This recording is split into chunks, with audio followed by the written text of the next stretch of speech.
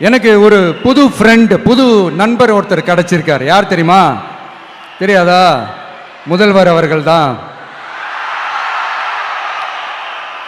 இப்போ ஒரு நிருபர் ஒருத்தர் கேட்ட கேள்விக்கு, எனக்கு எதிரிகள்லாம் யாரும் இல்லை, அவங்க எல்லாருமே எனக்கு நண்பர்கள் தான் அப்படின்னு சொன்னாங்களே. அப்படி நாங்கெல்லாம் உங்களுக்கு நண்பர்கள்னா அப்புறம் ஏன் சார் கரூர் விஷயத்துல ஏன் மேல பழி தூக்கி போட்டீங்க?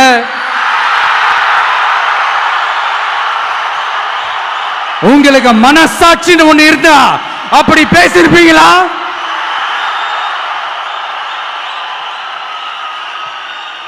அப்படி நாங்களாம் உங்களுக்கு நண்பர்கள்னா ஒரு ஈவெண்ட், ஒரு ஃபங்க்ஷன் நடத்துறதுக்கு ஒரு இடமோ ஒரு பர்மிஷனோ ஏன் கொடுக்க மாட்டேன்றீங்க?